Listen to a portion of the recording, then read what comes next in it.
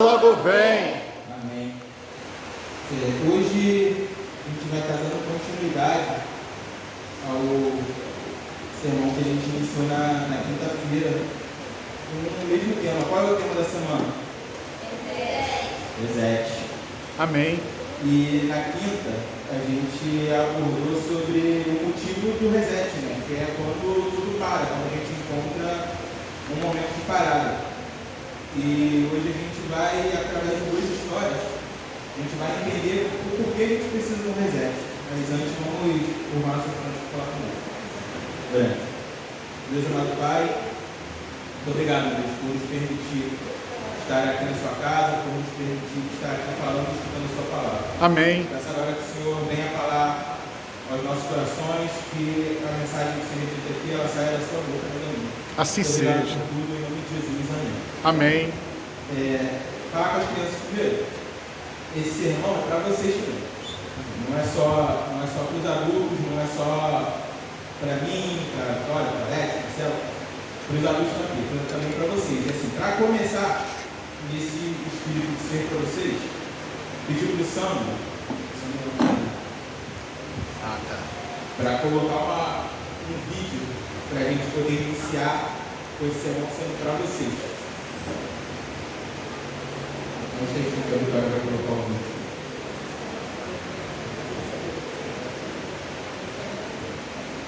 Eu deixo e simplesmente.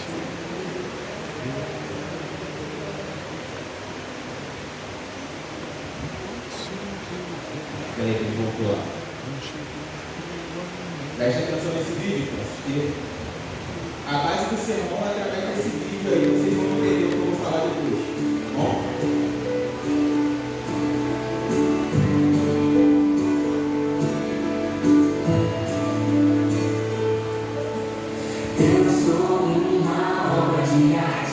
Planejado em cada detalhe, Deus me fez com tanto amor, a sua imagem eu sou. Eu sou uma obra de arte, planejada em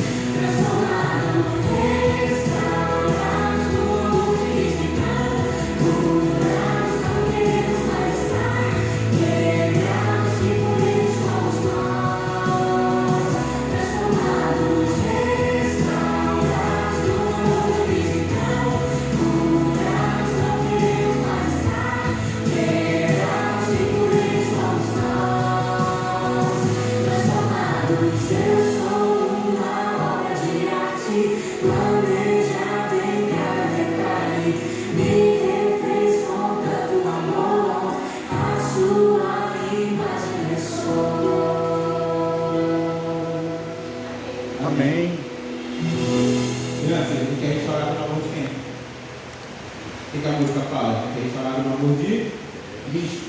Então guarda isso no coração de vocês até o final do sermão para vocês entenderem o porquê dessa música no início.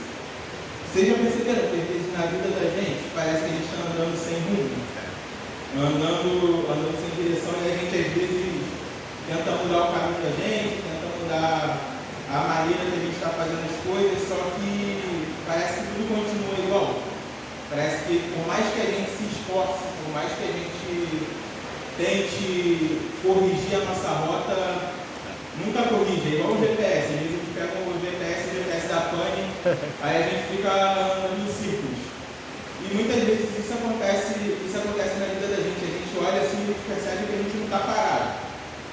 A gente está andando, mas na prática a gente está parado da mesma forma, porque a gente anda, e a gente não sai do lugar, a gente perde noção de para onde a gente está indo. E o perigoso disso, o grande problema disso, é que a gente pode viver assim a vida da gente toda. A gente pode achar que a gente está andando para um lugar, achar que a gente está no caminho certo, achar que a gente está tomando as decisões certas, mas no final das contas, a gente está só andando em círculos, a gente está plantando vento apenas. E isso é extremamente perigoso para a nossa vida espiritual. É extremamente danoso para a nossa vida espiritual, porque como eu falei na quinta-feira, quem estava aqui vai lembrar, se a gente não sentir a necessidade de mudança, a gente vai mudar? Não, a gente vai continuar estagnado, a gente vai continuar parado. A gente pode estar aqui na igreja, a gente pode estar aqui todo sábado, a gente pode estar aqui ouvindo a palavra, ouvindo o sermão, e ainda assim a gente está mais fora do que qualquer pessoa que está aí fora. E a gente pode, por mais que a gente se alimente, continuar com fome, continuar faminto. E hoje eu vou abordar duas histórias na Bíblia que parece que são duas histórias muito diferentes, são duas histórias muito contrárias, mas que no final elas simbolizam a mesma coisa que a gente tem que essa música fala. A gente precisa ser restaurado por Cristo, a gente precisa encontrar um novo caminho, e esse novo caminho só pode ser encontrado em quem? Em Jesus. Para a gente iniciar aqui uma história, vou convidar os irmãos para estar abrindo a Bíblia, no livro de Lucas, no capítulo 15.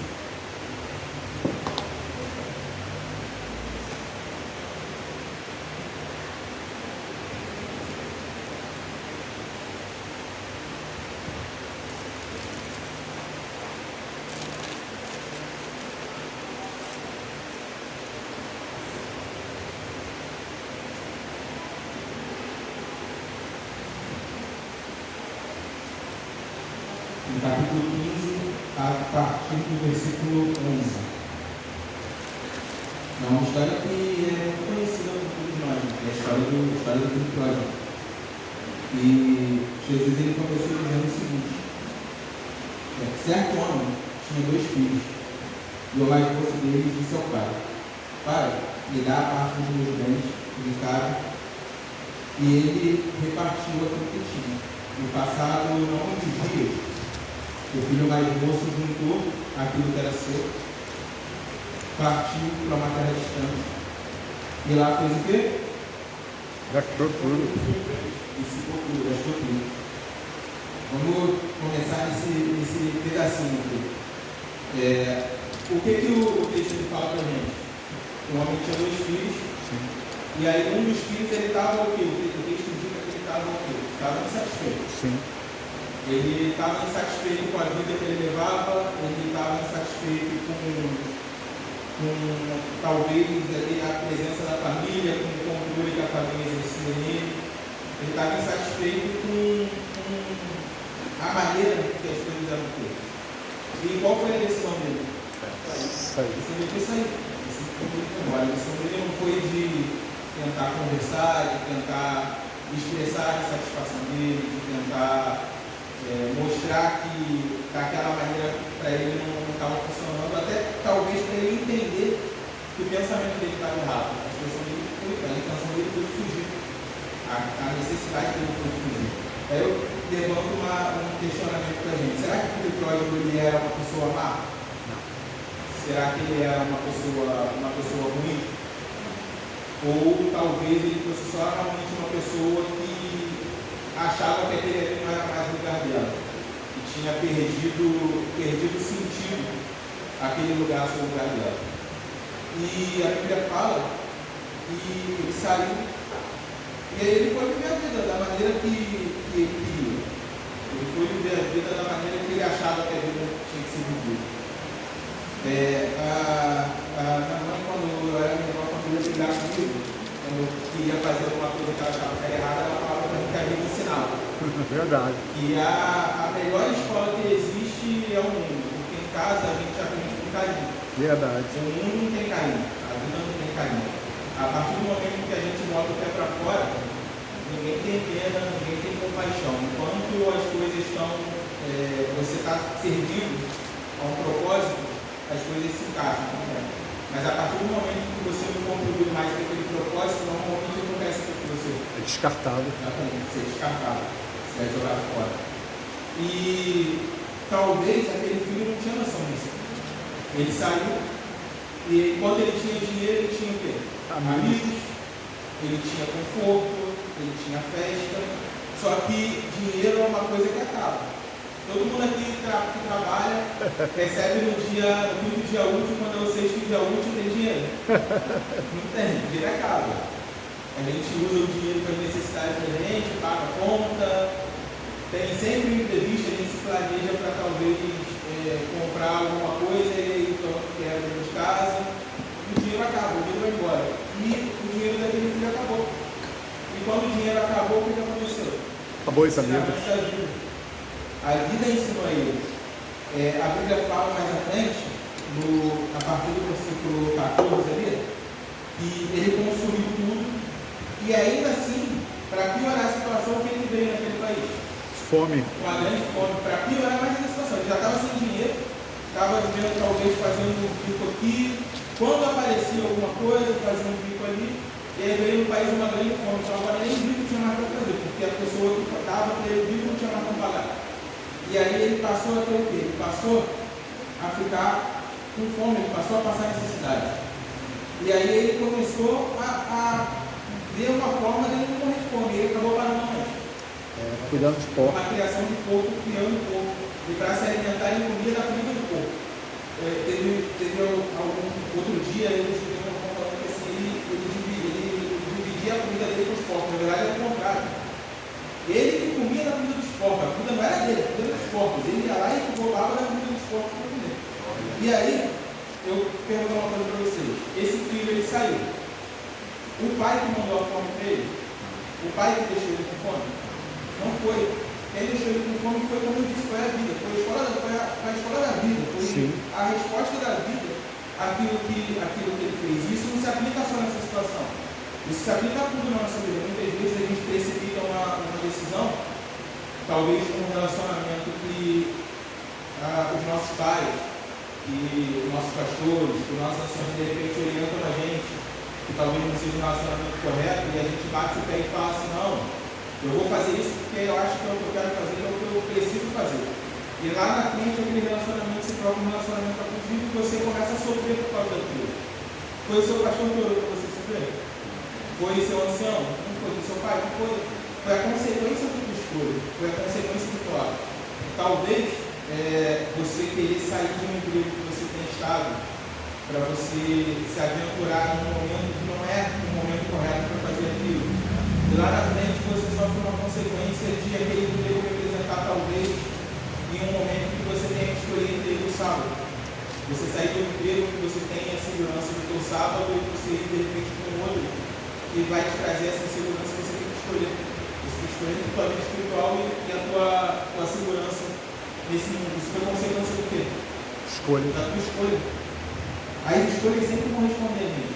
Se a gente fizer escolhas boas, a gente vai ter, normalmente, não é uma regra, mas normalmente a gente vai ter consequências boas. Se a gente fizer escolhas ruins, normalmente essas escolhas vão refletir como coisas ruins. Tem um ditado que fala que se a gente planta nuvens, a gente colhe tempestade. E é bem por aí.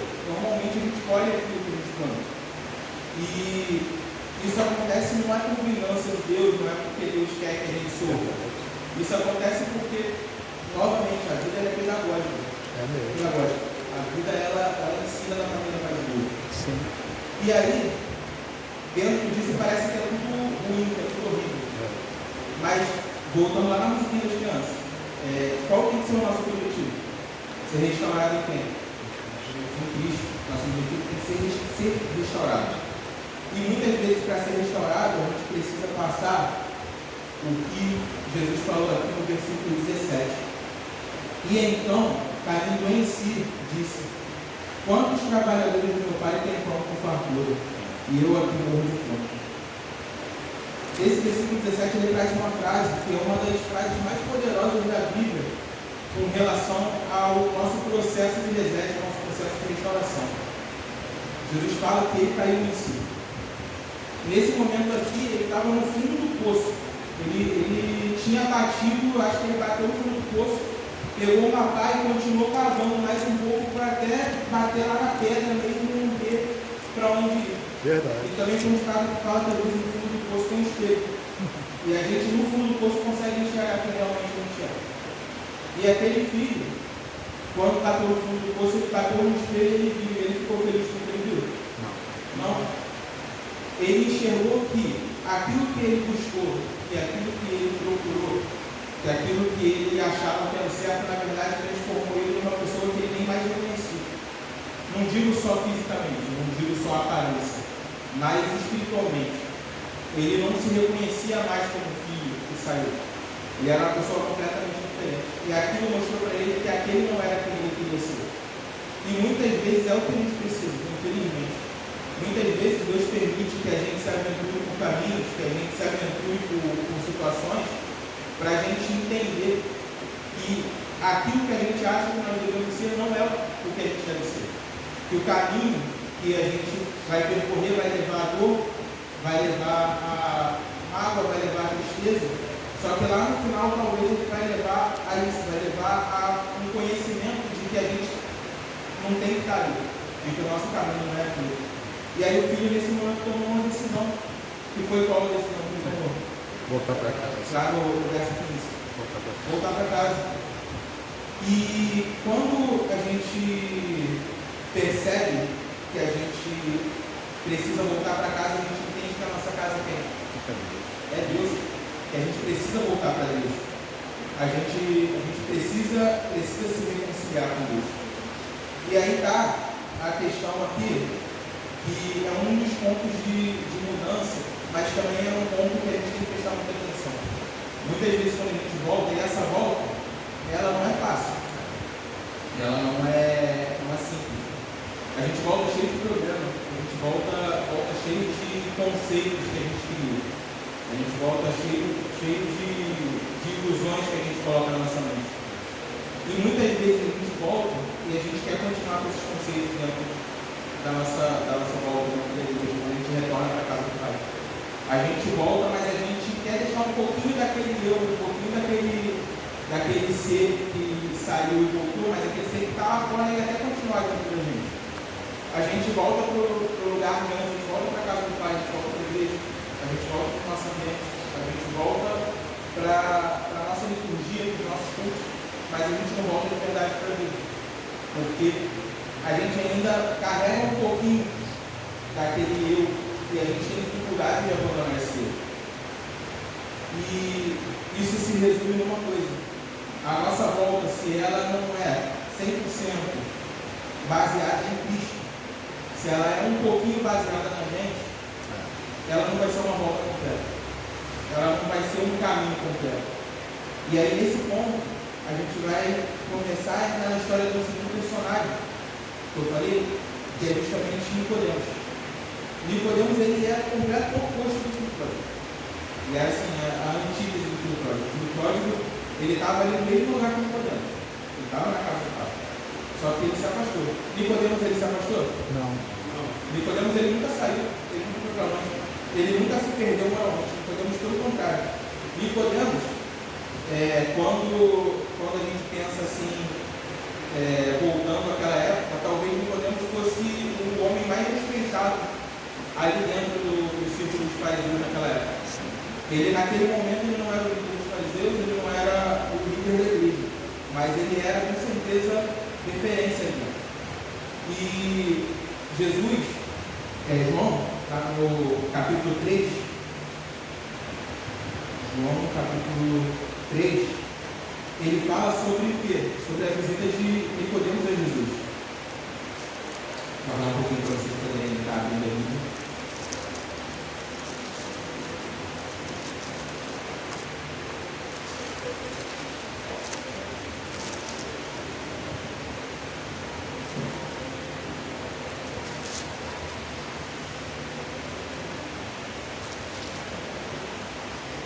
João no capítulo 3, no versículo 1, João escreveu o seguinte: havia entre os fariseus um homem chamado Nicodemos, um dos principais judeus. João, ele aqui, ele não diz que Nicodemos era um dos principais homens da lei, ele não diz que ele era um dos principais sacerdotes, ele diz que ele era um dos principais Judeus. Ele era uma das principais pessoas em todo o povo. Ele era a pessoa de destaque no povo. Nicodemos, ele era fariseu, ele era príncipe dos judeus, ele era mestre de Israel. Ele tinha o quê? Ele tinha a Bíblia na cabeça. Ele conhecia, ele via muito mais do que qualquer um de nós dois. A rotina dele, a religião era a rotina dele, era o dia a dia dele, a vida dele era pautada na religião. Mas Nicodemos, assim como o filho pródigo, era completo por dentro. Não. Vazia. Nicodemos era vazio por dentro. Tanto que qual o momento que Nicodemos procurou Jesus? À noite. À noite. Normalmente, quando a gente precisa fazer alguma coisa que a gente quer fazer escondido, porque a gente tem talvez vergonha, porque a gente tem talvez medo, a gente faz quando? À noite. À noite. Escondido. A gente entende que ninguém vai ver a gente fazendo. E foi justamente o que Nicodemos fez. Nicodemos saiu escondido. Imagino eu que com uma capa na cabeça, com uma roupa que escondia quem ele era, e foi ter com Jesus. Por quê? Porque por mais que ele fosse um príncipe dos judeus, por mais que ele fosse um mestre da lei respeitado por todo mundo, ele não se reconhecia assim. Ele se sentia vazio. E muitas vezes, aqui dentro da igreja é assim que a gente se sente. Muitas vezes aqui dentro da igreja, a gente lê, a gente ora, a gente estuda, a gente faz tudo, mas a gente sente às vezes um vazio que a gente não consegue preencher com nada do que a gente faz. E esse vazio ele está justamente no mesmo vazio que eu me sentia na falta de Cristo. Um pastor uma vez fez um sermão e falou uma coisa que para mim marcou a vida toda: Jesus não criou a gente faltando. Jesus criou a gente faltando um pedacinho imperceptível para todo mundo que olha para gente. E que esse pedacinho ele só pode ser preenchido pela presença dele. Amém. Sem a presença dele, a gente não vai completo. Não adianta a gente ser mestre da lei. Não adianta a gente ser o maior dos judeus como Nicodemos era. Sem Jesus, a gente não é completo. E aí, Nicodemos procurou Jesus no capítulo 2. É justamente o que ele fala. Ele fala aqui, ó: este de noite foi ter com Jesus. E ele lhe disse: Rabi, sabemos que és mestre vindo da parte de Deus. Porque ninguém pode fazer esses sinais que você faz se Deus não estiver junto com ele. E ele chega como o Nicodemos teólogo, como o Nicodemos mestre da lei. Ele chega falando com Jesus como afirmando que Jesus é Deus. Amém. Afirmando que Jesus ele foi enviado de Deus. Ele perguntou a Jesus o que ele precisava fazer. Ele fez alguma pergunta a Jesus nesse primeiro momento. Mas olha no versículo 3, o que diz? A primeira coisa que Jesus fala para ele. E respondendo Jesus: em verdade eu te digo, e se alguém não nascer de novo, não pode ver o reino dos céus. Nicodemos, ele chegou ali como um teólogo, falando com Jesus como um teólogo, mas Jesus chegou para ele como um salvador. Amém. Jesus chegou para ele como o quê? Como um médico, dando um diagnóstico, mas só de olhar para o paciente. Nicodemos, ele não pediu orientação a Jesus, Nicodemos não perguntou nada, e Jesus já chegou apresentando uma resposta. A dúvida que Nicodemos tinha no coração dele. Naquele momento, isso espiritualmente é uma coisa assim, tão forte, tão agressiva, porque Jesus, ele, naquele momento, vê um homem que poderia se achar o melhor de todos, mas Jesus diz para ele o seguinte: você precisa mudar, você precisa se transformar. Jesus não falou para ele que ele precisava melhorar. Ele falou, não, Nicodemus, eu sei porque você veio aqui. Você veio aqui porque você quer entender algumas coisas e você precisa melhorar isso. Jesus falou para ele o quê? Jesus falou para ele que ele precisava nascer de novo. Nascer de novo não tem a ver com mudança. Se eu mudar minha roupa, eu nasci de novo. Se eu mudar o meu comportamento, eu nasci de novo, não. Nascer de novo tem a ver com transformação completa. Tem a ver com mudança completa daquilo que você é. Quando uma criança nasce, um recém-nascido, ele é uma matéria em branco. Ele não tem conceito pré-estabelecido, ele não tem indicativo daquilo que ele tem que fazer ou não. Um recém-nascido, ele está ali para ser moldado do zero. E é justamente isso que Jesus falou para ele. Jesus falou que ele precisava ceder o controle da vida dele. Amém. Ele precisava deixar de ser quem ele era. Amém. Ele precisava admitir uma coisa que às vezes é muito difícil para a gente, inclusive a lição de jovens hoje ela falou sobre isso. Que a gente precisa entender que nada do que a gente faça pode salvar a gente. Muitas vezes a gente fala o seguinte, que eu vou mudar as minhas atitudes para estar com Deus. Eu vou transformar as minhas atitudes para estar com Deus. Só que a gente tem que reconhecer que a gente não se transforma. A gente não tem capacidade de nos transformar. O nosso eu é o que é ruim. O nosso espírito, a nossa alma é ruim. Ela é contaminada pelo pecado. A gente já nasce pecador. A gente não vira pecador depois que nasce pelo nosso espírito. O pecado está enraizado na gente, está enraizado no nosso eu. E aí, continuando, após Jesus falar, Nicodemus ele ficou confuso porque Nicodemus ele primeiro, você imagina o seguinte, você chega para falar com uma pessoa, você se apresenta para aquela pessoa e a pessoa olha para você e fala assim, você precisa nascer de novo. Aquela pessoa não te conhece, porque Nicodemus ele podia conhecer Jesus e Jesus conhecer Nicodemus, humanamente falando, mas ele não tinha intimidade. Eu conheço o Alex há o quê? Um mês. Imagina com um mês de conhecimento eu chegar para o Alex e falar para ele, Alex, você precisa nascer de novo. Já seria uma coisa estranha. Sim. Seria uma coisa, Alex, você pensa, esse cara é maluco. O cara não me conhece e vai vir falar que eu preciso nascer de novo. Quantas vezes Jesus viu quando eu tinha falado? Nenhum. Foi a primeira vez que eles falaram. E aí Nicodemus ficou confuso, mas ele, ao mesmo tempo que ficou confuso, Nicodemus ele foi para lá com uma dúvida no coração, e o coração dele é aberto. E quando Jesus falou isso para ele, Nicodemus perguntou para ele, como é que eu posso conhecer de novo se eu já sou velho? Ele questionou Jesus conforme talvez a gente questionaria. E aí Jesus explicou para ele que esse nascimento não era um nascimento apenas físico. Esse nascimento era um nascimento espiritual. Amém. Ele falou do batismo, mas não só do batismo. Ele falou que a gente precisava nascer de novo na água e no Espírito. E o nascimento do Espírito ele é um nascimento diário. Ele não é um nascimento que termina aqui no tanque. O nascimento do Espírito no tanque a gente reconhece que Deus é nosso Salvador. A gente reconhece Jesus como aquele que morreu por nós e deu a vida por nós. E a gente vai viver por ele. Mas esse batismo do Espírito Santo ele tem que ser diário.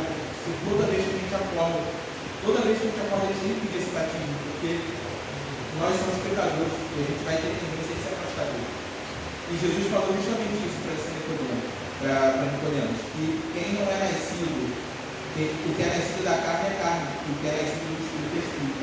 E hoje o que eu e você queremos ser? Carne ou Espírito? Espírito. Se a gente quer ser carne, infelizmente, o destino da gente é estar apartado de Deus.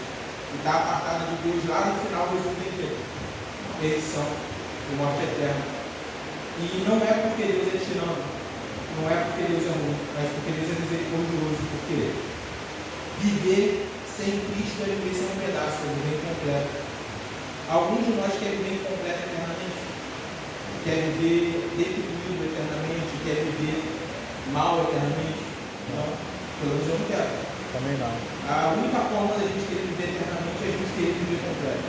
É a gente querer viver de maneira que a gente realmente tem felicidade. A felicidade é aquela que o filho pródigo só entendeu que ele já tinha antes. Ele foi buscar lá fora e depois ele precisou passar por tudo aquilo para entender o que ele tinha. O nosso comportamento ele não gera transformação. O nosso esforço ele não gera uma nova natureza. E a nossa disciplina, que também é um erro muito grande. Muitas vezes a gente acha que se a gente tiver uma disciplina, se a gente criar disciplina, se a gente disciplinar a nossa vida com base nas nossas forças, a gente vai conseguir melhorar o nosso relacionamento com Deus. É um engano que é muito bonito, porque é um engano que Deus já veio nessa vez, ele disse muito de que a nossa disciplina vai gerar um melhor relacionamento com Deus, mas não vai. Se a gente fizer tudo apenas pelo nosso mérito, a gente vai nadar, e a gente não vai sair do lugar. A gente pode orar todo dia, de 8 da manhã às 10 da manhã, jejuar 3 vezes por semana, fazer tudo, mas se o objetivo de forma não for da maneira correta, com Cristo como centro, a gente vai fazer isso tudo por Ele, segundo o nosso conceito, e ainda assim a gente vai estar afastado dele. Ellen White, ela fala isso de forma muito clara. Ela fala o seguinte, que um novo nascimento, ele consiste em receber uma nova mente, receber novos propósitos e receber novos motivos.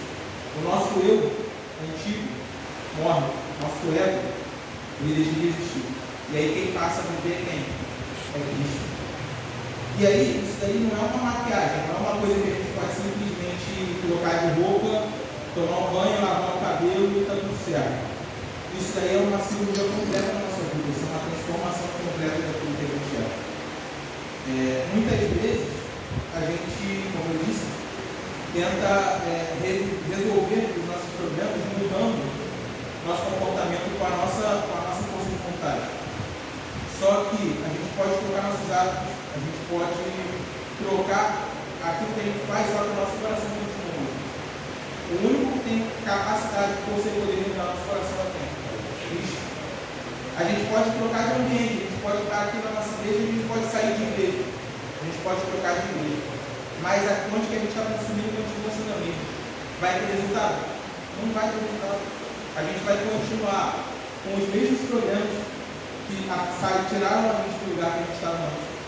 A gente só vai trocar de ambiente e os problemas vão continuar os mesmos. Porque a fonte que a gente busca continua a mesma, não mudou. Isso tudo, no final das contas, se resume também lá no que Paulo fala em Romanos, no capítulo 8, no versículo 6. Romanos capítulo 8, versículo 6.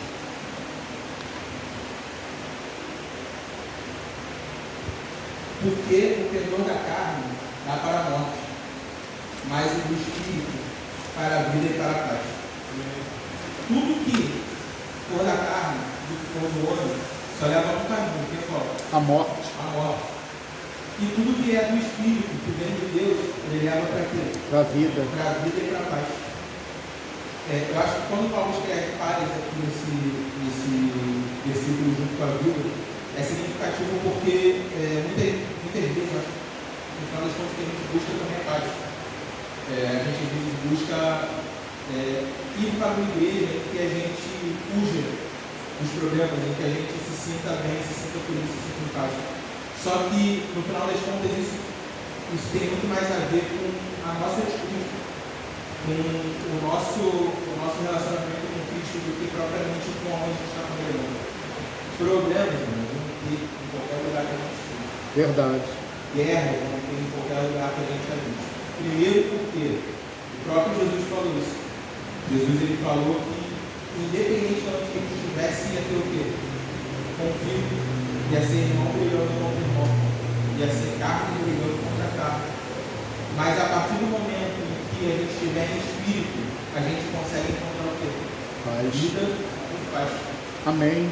Então, a gente tem que ter essa consciência que isso daí não é sobre a nossa força. Nunca foi sobre a nossa força.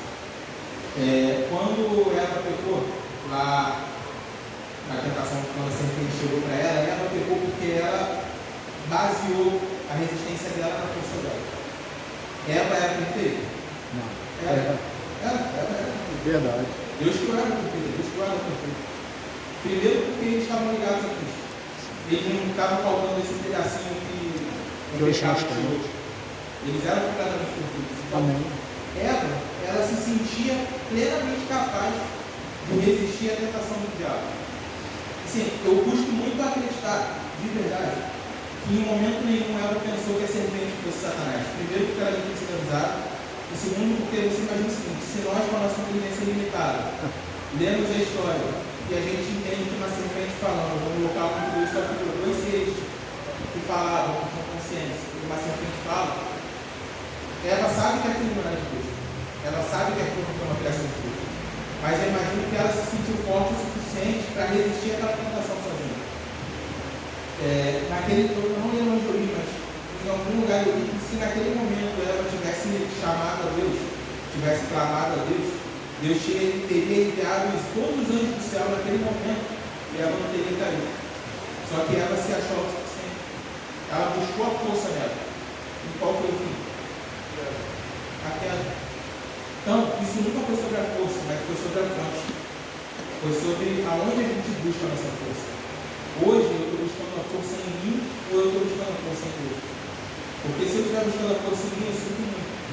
Eu vou terminar esse irmão, eu vou sair daqui e amanhã vocês vão ver lá na rua igual o Felipe.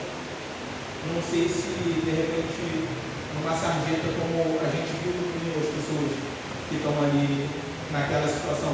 Se você chegar, aquelas pessoas estão ali que elas querem.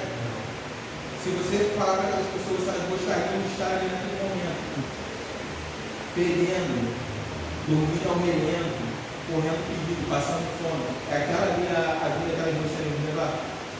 Não. Mas em algum momento elas escolheram fazer alguma coisa que fez elas chegarem naquele ponto. E elas fizeram isso por quê? Por uma sensação de autossuficiência. Por uma sensação de que elas são mais poderosas do que elas são. E infelizmente, isso acontece com a gente todo dia. A vida cristã, ela é uma vida que ela é de vigilância completa. Porque no momento em que a gente acha que a nossa força vem de nós, no momento em que a gente acha que a nossa pregação é muito bonita e as pessoas se sentem tocadas, porque a gente está falando, que a gente canta e a nossa música, as pessoas começam a nos elogiar, começam a falar que sua voz é muito linda, você canta muito bem, e aí você começa a achar que a sua voz é que toca o coração das pessoas. Nesse momento, a autossuficiência do teu eu está tomando conta, e Deus está ficando de lado. E aí, sabe o que acontece? Você acha que você está completo, mas você perde aquele pedacinho que falta quando Jesus não está. E aí tudo acaba, tudo desmorona. Ela, em toda a citação, ela fala o seguinte, que não é suficiente a gente perceber o perigo do pecado, que é preciso haver uma transformação completa do coração. Pensa, o que a música fala? Restaurados em quem? E uma transformação completa nada mais é do que uma restauração. Alguém já teve que marcar no dente? Teve que ir no dentista para tratar uma cárie? O dentista ele vai e ele tira a cárie. Vai lá e tira a cárie com aquele motorzinho, aquele barulho horrível.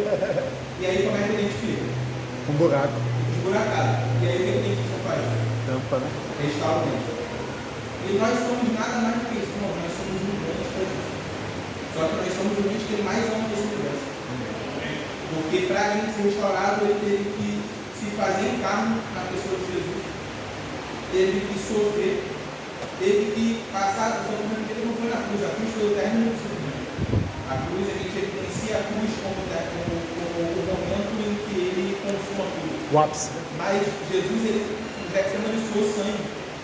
Vocês têm noção do que é suar sangue? Eu não tenho. Eu não consigo nem mensurar. Você sentir uma angústia tão grande a ponto de você, ao invés de ser só, sair sangue. E esse Deus, por causa de um dente que somos nós, ele passou por isso. Amém. Ele suou sangue para que a gente possa ter isso aqui, uma fonte, se reconectar com uma fonte que é Deus. Amém. E entender que a gente precisa buscar essa fonte muda tudo. Porque aí a gente passa a entender que a fé, a nossa fé, o nosso relacionamento, ele não é uma tentativa da gente ser bom. Você pode ser a melhor pessoa do mundo, só que a nossa obra sem a nossa fé é o quê? Uma morte. A nossa fé, ela passa a ser uma experiência de transformação. Ela passa a dizer respeito naquilo que a gente precisa, que é ser transformado por Cristo. Então ela passa a dizer muito menos respeito do que eu acho, do que eu quero, do que eu me importo, e passa a dizer respeito do que Deus quer, do que Ele quer que eu faça. Deus, Ele não quer que a gente se force a andar no caminho certo. ele quer dar um coração que queira andar no caminho. Lá em Ezequiel, no capítulo 36, Ezequiel capítulo 36, versículos 26 e 27.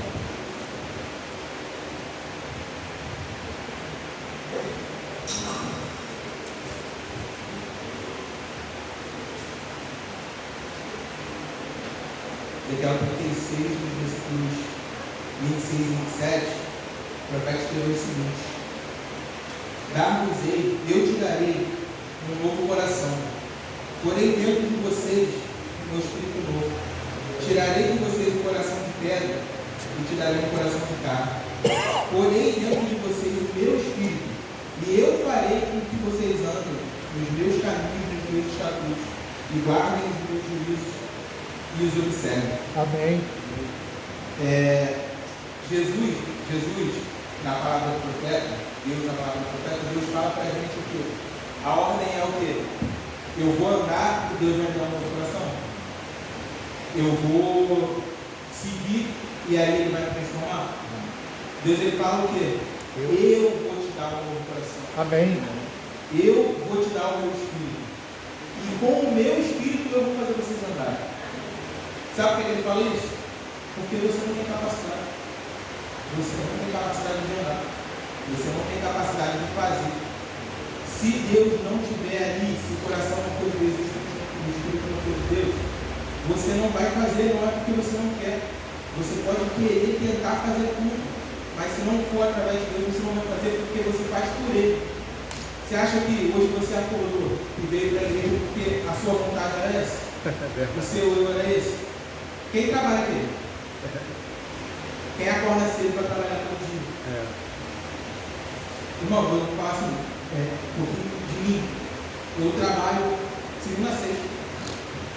Toda segunda e quarta. Eu antes de trabalhar de manhã, eu trabalho de noite, chego em casa 2, 3 horas da manhã. Para ter que acordar 6h30 da manhã no dia seguinte. Para ir trabalhar. Vejo a Vitória descansando durante a semana. Eu vejo a Vitória segunda de manhã. Muitas vezes ela também, com a rotina do dia a dia, acaba não conseguindo acordar cedo comigo. Às vezes eu vejo a Vitória segunda de manhã e depois só vou ver a Vitória na terça-noite. E aí chego em casa, fico com ela 2 horas, fico com ela, descanso 2 horas, vou dormir porque eu estou exausto. E aí depois eu só vou ver eles quinta da noite de novo. E aí quinta, vejo 2 horas de novo, vou dormir porque eu estou exausto. E aí sexta-feira eu vou trabalhar, chego em casa, a gente faz um pouco de sol da gente. Muitas vezes você se sabe que os irmãos a gente faz. Por às vezes eu chegar cansado, tomar um banho, aí como alguma coisa e vou dormir, a gente acaba não fazendo. Mas é um hábito que a gente está corrigindo, graças a Deus, ficar sempre com os olhos pela gente. Amém. Porque é um hábito que a gente está corrigindo, que a gente precisa corrigir. Mas chego em sábado de manhã, eu faço o quê? Acordo cedo e venho para a igreja. Amém. E, diferente do que as pessoas pensam, sábado eu queria estar para cá. Ainda não está sendo, porque a rotina ainda não está a rotina do jeito que tem. Mas a hora que começar é chegar na igreja de manhã e sair da igreja da noite no sábado. Lá no domingo fazer o quê? Está na igreja de manhã de novo. E se eu for falar pelo Rafael, por mim, vocês acham que o meu eu, que a minha carne tem que estar com vontade de estar aqui hoje? Descansar. Não dá. Não dá. Se eu for falar pela minha carne quer estar em casa descansando. Essa semana eu não fiquei, passei mal a semana toda. Tive uma gasta que eu trabalhei passando mal a semana toda. Na quinta-feira, quando eu peguei aqui, eu guardei o quase caí, porque eu não estava conseguindo comer. Eu estava com fraqueza, eu estava com o banho quase caí. Então, o meu eu não queria estar aqui. Mas se eu estou aqui hoje, não é pela minha força de vontade. Se eu estou aqui hoje, é porque Deus me trouxe aqui. Amém. Porque Deus me colocou no coração para estar aqui. Amém, Senhor. E isso, ele não vem, esse coração ele não vem de nada além disso, da vontade de Deus que me sirva ele. E aí sabe o que acontece? Servir a Deus deixa de virar um peso. Porque muitas vezes a gente sente, às vezes, como eu vou falar lá do filho pródigo, talvez o filho pródigo, ele se sentia sobrecarregado, ele sentia um peso de estar aqui dentro servindo a Deus. Porque ele estava tentando fazer as coisas com a vontade de Deus, com as pernas de Deus. Mas quando a gente realmente aceita o coração que Deus quer dar para a gente, porque, irmãos, isso é outra coisa. Deus não tem predestinado. Deus não tem escolhido. Todo mundo é predestinado à salvação. Amém. Todo mundo é predestinado a ganhar um novo coração. Amém. O coração está disponível para todo mundo. O único entrave para a gente não ter esse coração é a nossa própria aceitação. A única coisa que Jesus pede para a gente é o quê? Aceitar Ele. O que Jesus fala lá em Apocalipse? Eis que estou à porta e bato, a porta do quê? Do nosso coração. Justamente para cumprir o que ele está falando aqui em Ezequiel. Para entrar lá e ceiar com a gente. O que é ceiar com a gente? Ter vivência com a gente, ter experiência com a gente, relacionamento com a gente. E aí, servir a Deus passa a ser não um peso, passa a ser um prazer. E aí a gente vira Paulo, como Paulo fala lá, que quem vive é Cristo, que não sou mais eu que vivo, que Cristo que vive em mim. Porque a gente passa a ter tanto prazer em estar na companhia de Deus, a gente passa a ter tanto prazer em viver com Deus, que aquilo passa a ser o que a gente é. Amém. E aí o que acontece? Esse é um outro ponto. Muitas vezes a gente confunde o viver com Deus, a gente confunde receber o coração de Deus com talvez um show. É uma coisa que eu gosto ir no jantar de verão e talvez no Rio Paulo. São eventos, não deixam de ser eventos. Mas eu sinto Deus falando comigo lá. Mas se você só sente Deus falando com você lá, irmão, não é isso, não é para isso.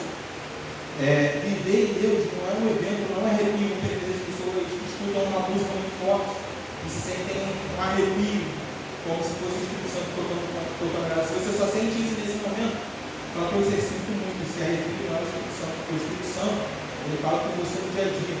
Como é que Deus falou com Elias, quando Elias estava lá escondido? Ele falou, caiu o trovão, Deus estava no trovão. Passou a língua de fogo, Deus estava na língua de fogo. Teve um terremoto, Deus estava no terremoto. Passou uma brisa imperceptível, era ali que Deus estava. Deus, ele não vai falar com a gente no jantar de verão. Ele pode falar, claro, pode. Até porque tem pessoas que vão para lá, que são os filhos históricos que estão afastados, e talvez ali vai ser um local em que o coração dele vai estar mais suscetível a ouvir a voz de Deus. Mas se Deus só fala com você ali, irmão, não é Deus. Não é Deus que está falando com você.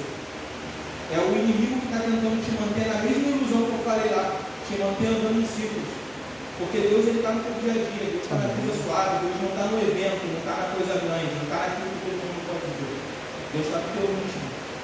E aí, essa troca de coração, ela implica em governo. Deus governa na tua vida. Deus, ele te dá a direção diária. Deus, ele te dá a consciência daquilo que para você é inconsciente. E aí você vira um dependente, não um dependente químico de uma droga, não um dependente de uma pessoa, não um dependente emocional, mas você vira dependente do amor de Deus. E ser dependente do amor de Deus, eu acho que é o que todo mundo que está aqui tem que querer. É o que eu quero, é ter total dependência do amor de Deus. Amém.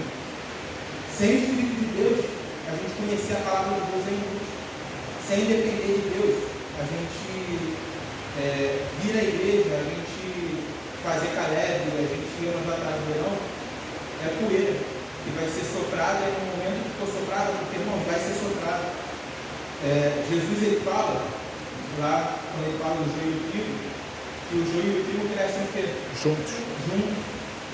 Eles crescem juntos. O joio sabe que é joio? Não. O trigo sabe que é trigo? Não. Eles estão fazendo as mesmas coisas, não? Estão consumindo da mesma terra, estão consumindo os mesmos nutrientes, da mesma palavra, mas um não sabe o que é. Não estou dizendo que você vai olhar para o seu irmão e vai falar que o seu irmão é justo, você não sabe se você é justo. Só que vai chegar um tempo que vai acontecer.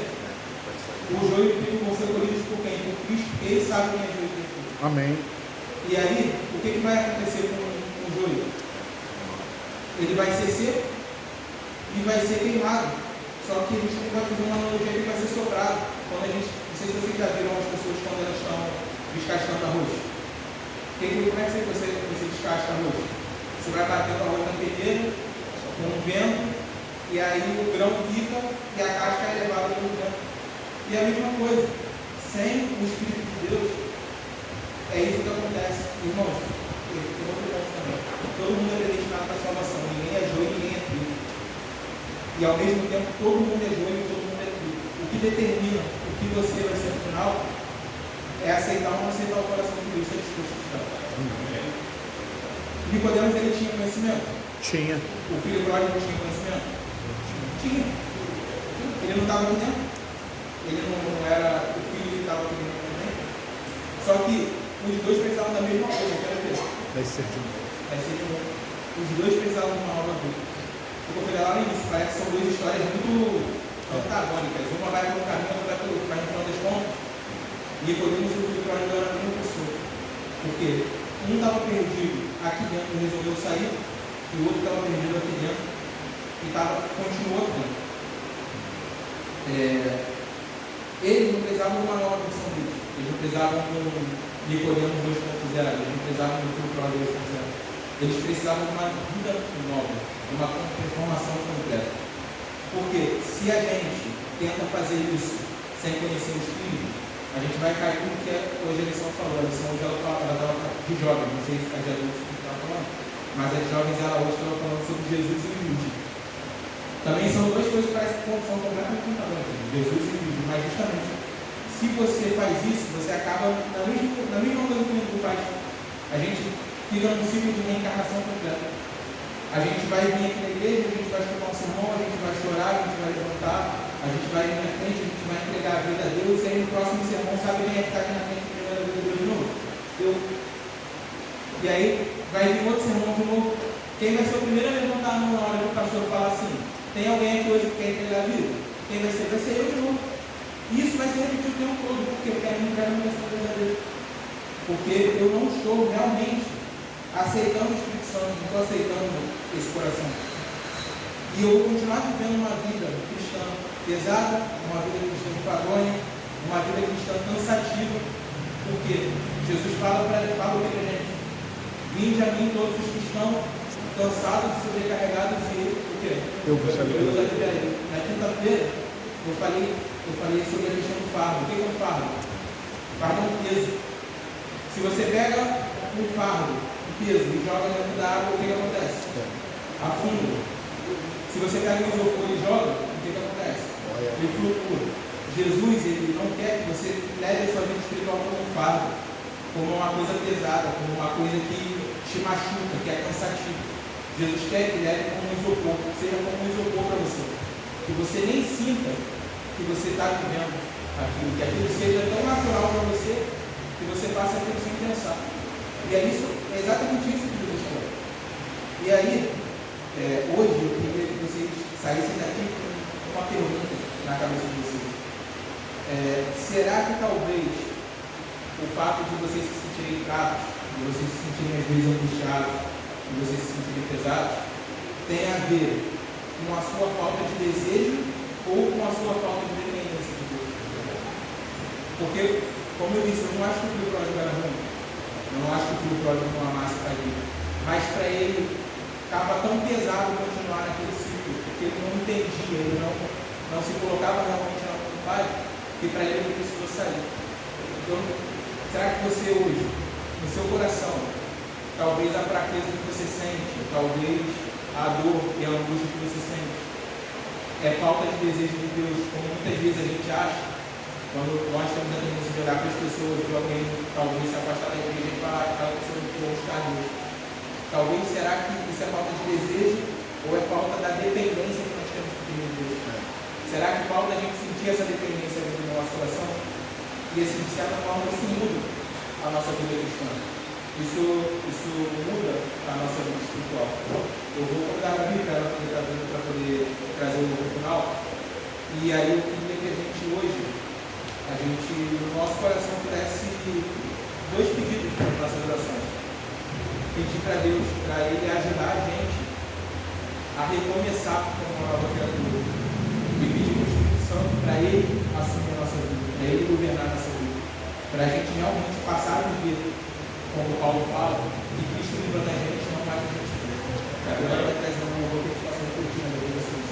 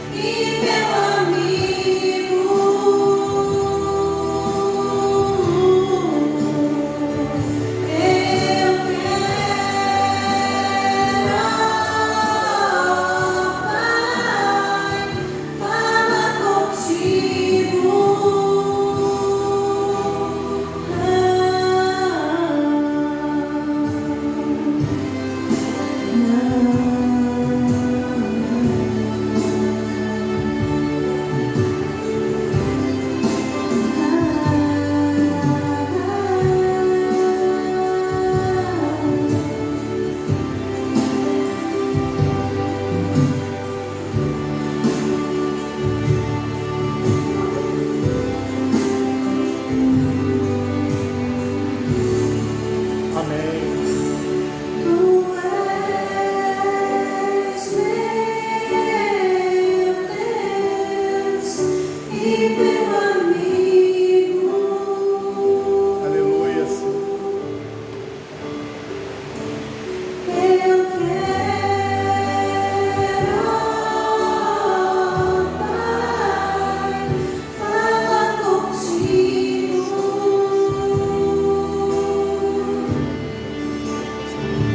Falar contigo.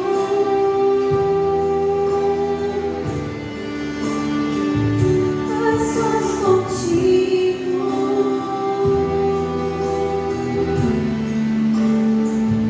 A sós contigo. A sós.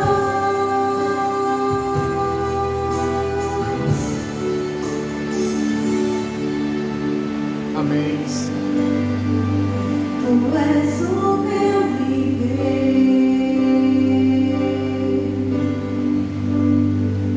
Tu és o meu viver. Amém, Senhor.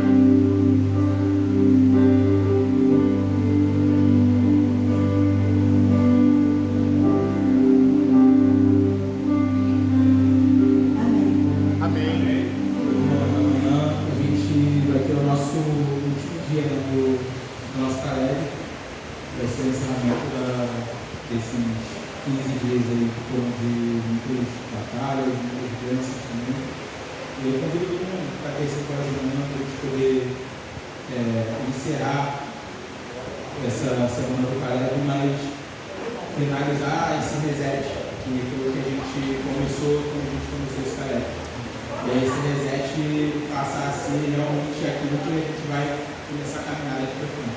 Então, amanhã às 5 horas eu vou colocar aqui para poder estar participando junto disso. Amém. Convidar os irmãos que a gente possa se levantar para fazer a oração. Oramos. Com Deus, amado Pai, por favor, Deus, nos dê forças para aceitar esse coração do Senhor para ajudar. Amém. Nos dê forças para entender que sem Ti nós não somos nada. Nada, Senhor. Somos E pó. por mais que o mundo pregue que a gente pode ser bem sucedido, por mais que o mundo nos ofereça felicidade e satisfação, todo o dinheiro do mundo não vai fazer a gente completo. Toda a felicidade que o mundo oferece não vai fazer a gente feliz na maneira que nós devemos ser. A única maneira, meu Deus, é entender que estar contigo é o caminho para a felicidade. Amém. Que a gente possa realmente entender que a dependência de Ti não é uma coisa ruim. Que a dependência de Ti, na verdade, é aquilo que nos faz ser independentes. Independente do pecado, independente da dor, independente do sofrimento. E o Senhor oferece isso para a gente de graça. Não só de graça, mas com graça. Porque o Senhor deu o Seu Filho, veio aqui na terra e morreu por nós. Que a gente possa ter a consciência disso. Desperta em nós a vontade de viver por Ti. Assim seja. A vontade de entender que Tu és o nosso Deus e de que nós somos os Seus filhos. Faz tudo para nós. Conduz, meu Deus, nossas vidas. Conduz. Que nós possamos também mostrar para as outras pessoas, com o nosso exemplo, com a maneira que nós nos portamos, com a maneira que nós vivemos, que o Senhor realmente é esse Deus que nós professamos que o Senhor é. Amém. Que o mundo ele não veja a gente só numa missão Caleb, como o Alex falou ontem, que o mundo ele possa entender que a nossa missão Caleb na verdade é a nossa vida, porque a gente escolheu viver para Ti. Amém. Por favor, meu Deus, não nos abandone, Nunca, não nos Senhor. deixe que nós nos afastemos de Ti. Assim seja. Conduz esse restante de sábado, que a gente possa continuar na Sua santa presença, meu Deus. Novamente, muito obrigado por tudo, em nome de Jesus, amém. Amém.